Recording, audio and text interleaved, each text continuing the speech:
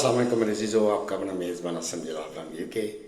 آپ میری YouTube channel دیکھ رہے ہیں تو میرے عزیزو چینل کو سبسکرائب کرنا مت بھولیے اور بیل آئیکن کو کلک کرنا بھی نہ بھولیں۔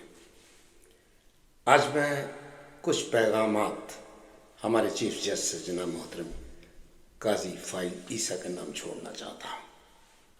ان کو میں یاد دلانا چاہتا ہوں کہ عمران خان کی حکومت سے پہلے جب آپ اور آپ کی بیگم عدالت میں تھی تو آپ کی بیگم پر جرم ثابت ہو چکا تھا، جسے آپ نے صاف بری کروا لیا۔ آپ کی بھی انکوائری چل رہی تھی۔ آپ نے جو 3-4 پراپرٹیز اس نواز شریف لنڈن میں لی ہوئی ہیں، اس کے حوالے سے بھی آپ پر کرپشن ثابت ہو چکی تھی، لیکن ان تمام ججز کی ملی بھگت سے آپ کو اور آپ کی بیگم کو صاف بری کر دیا گیا تھا۔ لیکن ہماری چند پی ٹی آئی کی خواتین جو پچھلے 9 مہینے سے آپ نے جیلوں میں بند کر رکھی ہیں، حالانکہ ان کا کوئی قصور نہیں ہے، سنن جاوید سر فہرست ہے، ان کی تو سنائی ہی عدالتوں میں نہیں ہو رہی، آئے دن ڈیٹے ڈالتے چلے جا رہے ہیں، ان کی پٹیشن تک آپ سننے کے لیے تیار نہیں ہیں۔ ذرا اپنے ضمیر میں جھانک کر دیکھیے کہ آپ ہمارے پاکستان کے آئین کو کس طرح روند رہے ہیں۔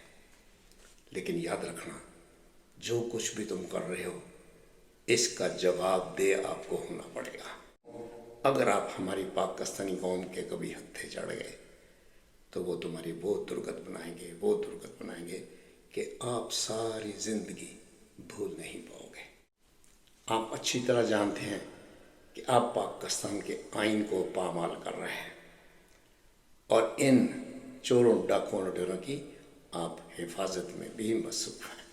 لیکن ایک دن ضرور آئے گا جب آپ کو ان تمام چیزوں کا حساب دینا ہوگا، اور ہماری پاکستانی قوم چونکہ اب اجاگر ہو چکی ہے، آپ سے ضرور حساب بھی لے گی۔ جناب قاضی فائز صاحب، آپ کے حوالے سے میں اپنی پاکستانی قوم کو ایک پیغام دینا چاہتا ہوں کہ جس طرح آپ ایک باولے کتے سے اپنے آپ کو محفوظ رکھتے ہیں کہ کہیں وہ آپ کو کاٹ نہ لے، اس کی ویکسین تو آپ کو مارکیٹ میں اویلیبل ہے، لیکن اگر کوئی منافق آپ جیسا شخص کسی کو کاٹ لے تو دنیا میں اس کی ویکسین کہیں سے نہیں ملے گی۔ تو میں اپنی پاکستانی بہنوں اور بھائیوں کو یہی تلقین کروں گا کہ آپ ان منافق لوگوں سے ذرا احتیاط رکھیں، ان پر آپ کوئی یقین نہ کریں۔ اور اسی طرح ہمارے ریٹائرڈ جنرل باجوہ صاحب کا واسطہ 2 ایماندار صحافیوں سے پڑا، اور اس بغیرت شخص نے اپنی مری ہوئی ماں کی قسم کھا کر کہا کہ میں بالکل بے قصور ہوں، میں نے پاکستان کا آئین بالکل نہیں توڑا۔ تو میرے عزیزو، اس قسم کی کوئی ویلیو نہیں ہے۔ پاکستان یا اپنی ملک کی دھرتی جو ہوتی ہے وہ اپنی ماں سے بھی بڑھ کر ہوتی ہے۔